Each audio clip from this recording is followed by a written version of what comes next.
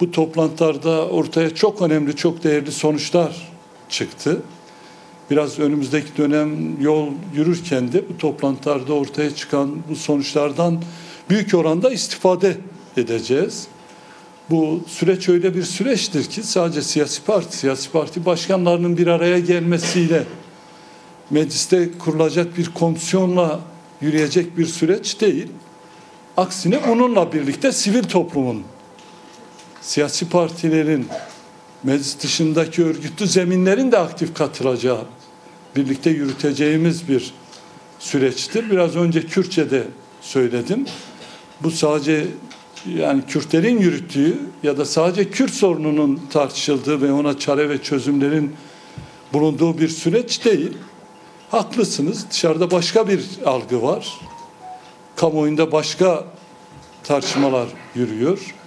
Medyanın bir kısmı ülke bölünüyor diye manşet atıyor. Deyim yerindeyse öküz altında buzağı arıyorlar. 3 sayfalık değerlendirmeler içerisinde 2 kelimeyi cımbızlayıp onun üzerinden bir algı oluşturuyorlar. Bizi çok şaşırttı. Muhalif medyanın durduğu yer gerçekten bu olmamalıydı. İktidar medyasını anlatmaya gerek yok. Onlar zaten sanki yeni bir şey icat edilmiş. Dünyada ilk defa böyle bir süreç tartışılıyor gibi savaş seviciliği yapıyorlar. Henüz dilleri değişmedi. Henüz barış ve demokratik toplum çağrısına uygun bir dil kullanılmıyor. Ama biz bunu toplumla, halkla, emekçilerle birlikte aşmaya çalışıyoruz. 2000 toplantıda 10 binlerce insanla bir araya geldik. Neredeyse her toplantımız yüzlerle, binlerle geçti. Bugüne kadar aslında ilk defa belki de tanık olduğumuz sorun alanlarıyla karşılaştık. Evet, dünya siyaseti yeni bir eşikte. Sanırım herhalde bütün çevrelerde bu yeni eşiği tanımlıyorlar. Yeni ve ciddi bir düzen tartışması var. Hiçbir dönem bu kapitalist, emperyalist sistem bu kadar tartışılmamıştı. Aslında onlar da yeni bir düzen, yeni bir yol arıyorlar. O yol tabii emekçilerin, ezilenlerin, hakların yolu değil. Bizim aradığımız yol değil. Böylesi bir süreçte doğrusunu söylemek gerekirse biz de bir yol aramaya çalışıyoruz birlikte. Bir taraftan milliyetçilik, bir taraftan otoriterleşme, bir taraftan kapitalist rekabet varken diğer taraftan emekçilerin, yoksulların ve ezilenlerin mücadelesini verdiği özgürlük, adalet, demokrasi mücadelesi var. Bizim durduğumuz yer bellidir. Durduğumuz yer demokrasi, özgürlük ve adalet mücadelesidir. Bu yol arayışını doğru bir şekilde tamamlamamız gerekiyor. Dönem bize bunu emrediyor. Bir yerde söylemiştim, tekrar edeyim.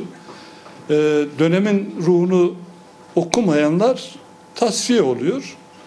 Hele bizim gibi devlet dışı aktörler, hele bizim gibi işte devletin bütün zulüm zoruyla uğraşan zeminler dönemi daha hassas okuması gerekiyor. İşte bir anekdotla bunu tamamlayayım. Sri Lanka'da Tamillerle Sri Lanka hükümeti arasında görüşmeler sürüyor. Tabii orada bir vahşet var. Tamillerden bir komutan masada müzakereci arkadaşına diyor ki ya bu kadar vahşet, bu zulümden sonra böyle bir masaya ihtiyaç var mıydı? Tabii masaya oturan müzakereci diyor ki Berlin duvarı yıkıldı diyor. Soruyu soran başta anlayamıyor. Yani ne alakası var? 13 bin kilometre kare müzakere süreciyle ne alakası var diye soruyor. Tabii o komutan diyor ki yıkılan Berlin duvarı değildi, bir dönemdi. Şimdi Orta Doğu'da da evet yeni bir dönem, yeni bir düzen kuruluyor. Bunu okumayan, bunun karşısında sağlam ve doğru örgütlenmeyenler emin olun kaybederler. Sayın Öcalan'ın kendisi dönem okuyan, dönem ruhunu okuyan ve bu ruha uygun sürekli yeni açılımlar yapan bir kişi olduğunu hepimiz biliyoruz. İşte 80 darbesi öncesi darbeyi öngörüp çekilmesi, 90'larda silahlı mücadelenin artık başka bir zemine evrilmesi konusunda düşünceleri ve sonrası dünyadaki bütün gelişmelere uygun bir pozisyon alması, en sonda işte Suriye ve Orta Doğu merkezli bu yeni değişim ve dönüşüm düzeninden ruhunu okuyarak bir yerde durması aynı zamanda bir dönem okumasıdır. Buna büyük bir değer biçmek gerekiyor. Yeni yol arıyoruz. Hep birlikte arıyoruz. Doğrusunu söylemek gerekirse sadece bu Türkiye'yi tarif eden bir değerlendirme değil. Dünyada sol, sosyalist, devrimci demokratik zeminlerin tamam bir yol arıyor. Savaş her yerde, çatışma her yerde. Yoksulluk, adaletsizlik her yerde. Demokratik değerlerin kağıt üzerinde kaldığı, yok sayıldığı, katliamların, vahşetlerin, açlığın, sömrünün dikkate alınmadı. Alınsa bile kimsenin gücünün yetmediği, egomanik emperyalist güçlerin düdüğü istediği gibi öttürüp, istediği gibi işte santrayı gösterdiği bir süreçte emin olun en büyük görev ve sorumluluklar bizlere, devrimcilere, emekçilere, ezilenlere, özgürlük, adalet mücadelesi veren halklara düşüyor. Dolayısıyla yeni bir yol arayışı sadece Kürtlerin, sadece Türkiye'de devrimcilerin işi değil, aslında dünyada ezilenlerin bir arayış içerisinde olması gereken bir durumdur. Niye? Çünkü artık Ukrayna'daki savaş bile bizim elektrik faturalarını etkiliyor. Suriye'deki çatışma sokağımızı etkiliyor. İnsanlar savaştan dolayı Türkiye'ye gelmek durumunda kalıyorlar. Dolayısıyla dışımızdaki gelişmeler soframızı, zeytinimizi, ekmeğimizi, sokağımızı etkiliyorsa bu dünyadaki gelişmeler konusunda da bizim de bir tutum, duruş içerisinde olmamız gerekiyor. O da aslında bizim savaşsız, sömürüsüz, adil insanların eşit bir şekilde yaşadıkları dünya paradigmamızda uyumlu bir şeydir. O yeni yolu birlikte bulacağız. Burada başlayan süreçte aslında o yeni yolu biraz okumak, o yeni yola yürümek anlamına geliyor. Bölgede gerçekten ciddi sorunlar var. Bir taraftan normalleşme tartışmaları varken diğer taraftan kırılganlıklar var. Henüz bölgede ne olacağı belli değil. İşte en başta Suriye ortada, daha rejimin karakteri belli değil, ne olacağı belli değil. Henüz orada nasıl gelişmelerin olacağını net olarak kestiremiyoruz. Dolayısıyla örgütlü olmak gerekiyor, izlemek gerekiyor. Türkiye burada niye önemli? Türkiye tam da normalleşmeyle ve bu kırılganlıkların olduğu bu bölgede bir kesişme noktasıdır. Türkiye'de barış ve demokratik toplum mücadelesinin başarıya ulaşması aynı zamanda Suriye'deki o normalleşme ya da kırılganlık sürecine de büyük bir etki edecektir. Onun için Türkiye'deki süreç aynı zamanda bir anahtar rol oynayacak. Bunu önemsiyoruz. Fırtınalara karşı en güçlü kalkanımız içeride kuracağımız adil, kapsayıcı ve kalıcı bir barıştır. Aksi halde bölgedeki fırtına, gerginlik, çatışma süreci buraları da etkileyecektir. Sürekli Sayın Öcalan'ın da tekrar ettiği bir şey vardı. Türk-Kürt ilişkilerinin tarihsel boyutuna bir gönderme yapıyordu. Biz de aslında yakın zamanda, aslında daha önce de var, yakın zamanda çok bu tarihi referanslardan örnekler vererek bu süreci anlatmaya çalışıyoruz. Çünkü geçmişten, tarihten, tarihi referanslardan kopuk değerlendirmeler de biraz eksik kalır. Hiç çok eskiye öyle Türklerin Anadolu'ya girişine vesaireye girmeye gerek yok. Yüzlerce örnek verebiliriz. 100 yıl öncesine sizi götürmek istiyorum. 100 yıl öncesi tam da burada, Ankara'da bugün bu konferansı düzenlediğimiz, bu kadar da kıymetli katılımcının olduğu bu kentte aslında çok şey söylenmişti. Çok şeye çözüm bulan bir çerçeve de ortaya çıkmıştı. Birçok şey konuşulmuş, birçok kararlar alınmıştı. 100 yıl önce aslında Türkiye'deki bütün evet birçok farklı bulunan hakların ve inançların tanındığı, tartışıldığı, yerel demokrasi konusunda kararların alındığı bir geçmiş var. Çok eski değil. Kürtler ve Türkler orada kurucu unsur olarak belirtilmişti. Bu çok kıymetlidir. Biz de belirtiyoruz. Türkler, Kürtler, birçok halk ve inanç aslında bu Cumhuriyet kurulurken birlikte mücadele etmişti. Kurucu unsurların kendisi biraz önce saydığım bütün halklar ve inançlardı.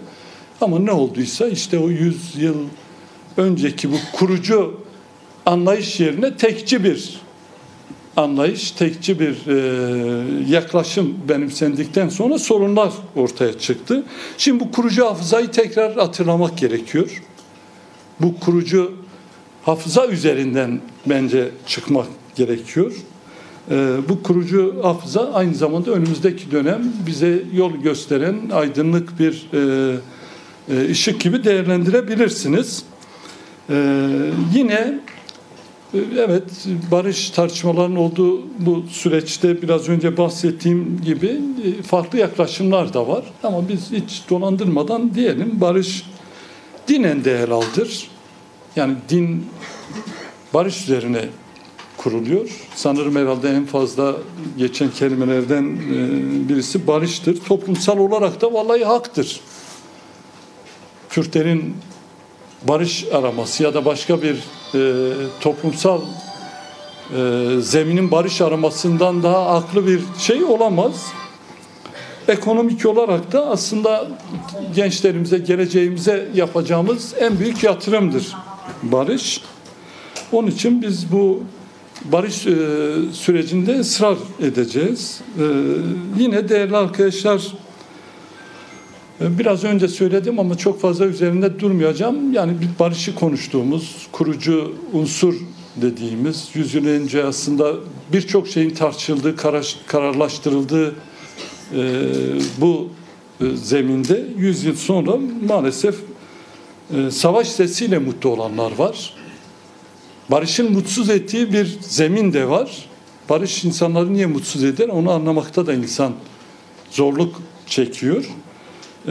Düşünün, cezaevinde cezasını yatmış, üstüne infaz kanunundan dolayı çok fazla kitap okuduğu için, halay çektiği için birkaç yılda üzerine fazladan yatırılmış insanların çıkmasını bile sindiremeyen bir yaklaşım var. Ve bunu gerçekten de muhalefet zemini olarak tarif edeceğimiz çevrelerin yapması zaten biraz gariptir. Neredeyse Kürt'ün dilinin, onurunun yerle bir edildiği bir yarış var. Direkt gençlerin tabutları gelsin denilmiyor ama başka bir biçimiyle 33 yıl yatan bir insan niye dışarı çıktı deniliyor. Ya bu adaletsizlik, hukuk sistemi o cezayı vermiş ve 33 yıl dile kolay. 3 ayda tarumar olacaklar bunu söylüyor. 3 gün içeride kalsa itirafçı olacak. Salya sümükü ağlayacak. Beni kurtarın diyecekler. 33 yıl yatan insanlar niye bırakılıyor diyorlar. Ya anlamakta gerçekten insan zorluk çekiyor. Emin olun, dünyada en utanç verici şey nedir derseniz çok net barışa karşı çıkmaktır derim yani. Barışa karşı çıkmaktan daha utanç verici bir şey olabilir mi ya?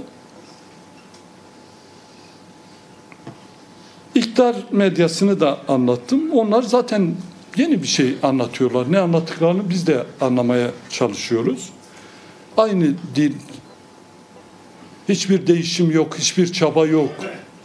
Barış herhalde sanırım sadece Kürtlerin işidir gibi bir şey var. Yani bizim dışımızda sahada yok, anlatan yok, kafa yoran yok. Yani haksızlık yapmak istemiyorum. Sizin gibi dostlar, tabii ki çizdiğim bu parantezin dışındadır. Onlar da başka bir şey anlatıyorlar. Onlar da ekranlarda savaş seviciliği yapıyorlar. Suriye'de ta Süveyde'de bir şey oluyor. Oradaki gelişmeler yerine aman ha buradaki gelişmeler Kürdün hak almasını sağlayabilir. Var yok Kürt, var yok Kürt'ün elde edeceği haklar, Kürt'ün elde edeceği statü gibi çok garip bir ülke, garip bir zeminde yaşıyoruz. Dolayısıyla önce bu dilin değişmesi lazım. Bu yaklaşımın değişmesi lazım. Bak bizim değiştirdiğimiz gibi.